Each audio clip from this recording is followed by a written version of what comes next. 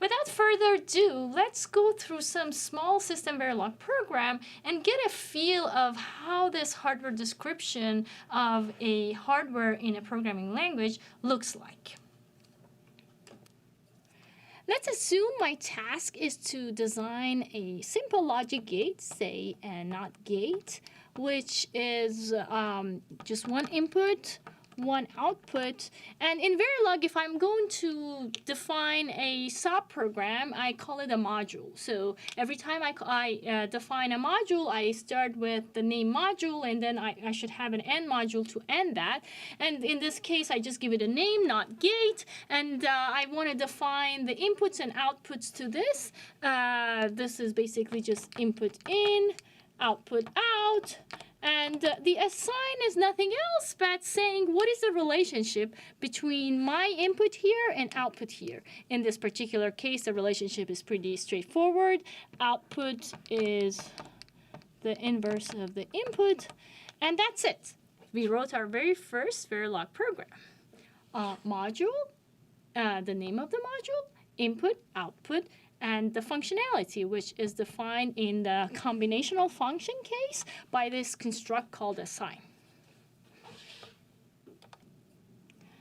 Following the same path, I could really write any Boolean logic in this format. Assume that I have a Boolean logic description here, y equals a bar b bar c bar, or a b bar c bar, or a b bar c, and I want to write this as an example. First of all, every time we write any module, it's important to visualize, because this is a piece of hardware, it's important to visualize what are the inputs to this and what are the outputs.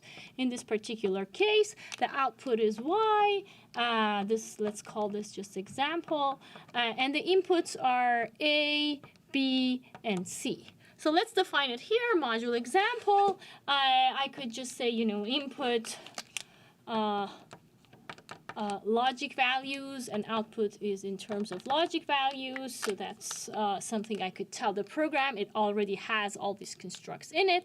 The input logic is A, B, C. Output logic is Y. And there's a semicolon that defines this input-output ports for the module example.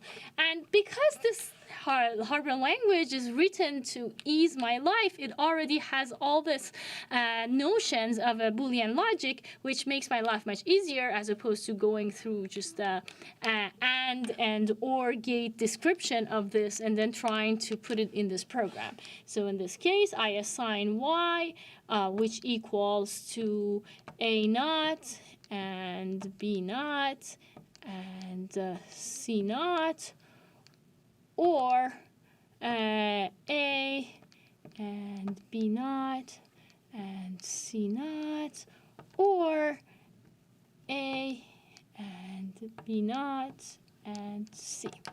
And semicolon defines the end of it. Deja vu, we wrote our second module in Verilog. Very simple, as you see.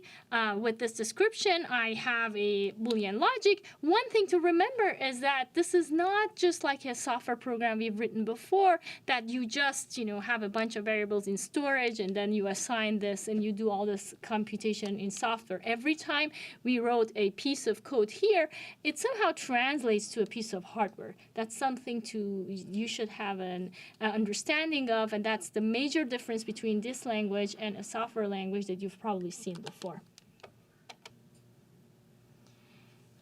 Now, thinking of the example we just went through, there is a step once we write this piece of code, because we need a physical implementation of it.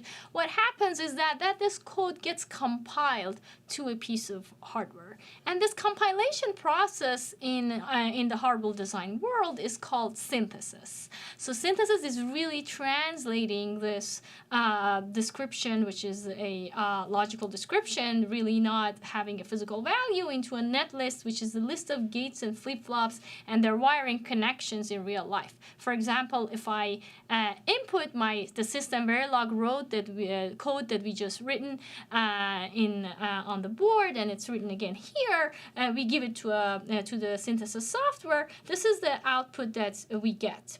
as you see here, this is not exactly word-by-word translation of those logical expressions or clauses that we have up there. And this is because the synthesis process is just like a software compiler that optimizes things as it implements it into a binary code. Here, the implementation is an actual physical value in terms of the gates, but the gates are not exactly corresponding necessarily to the logic we've designed earlier because they're optimized. And this is in spirit similar to a Carnot map that you may have seen earlier, where you could optimize logic, but with Carnot map we typically could only work with 4 or 5 variables, but here we can scale things a lot more because we have tools that do the synthesis automatically for us. And these tools have been optimized over almost half a century of research. And this is something that we can use, and we can go forward knowing that most of these tools have been designed and verified for many years, and they implement designs with billions of gates.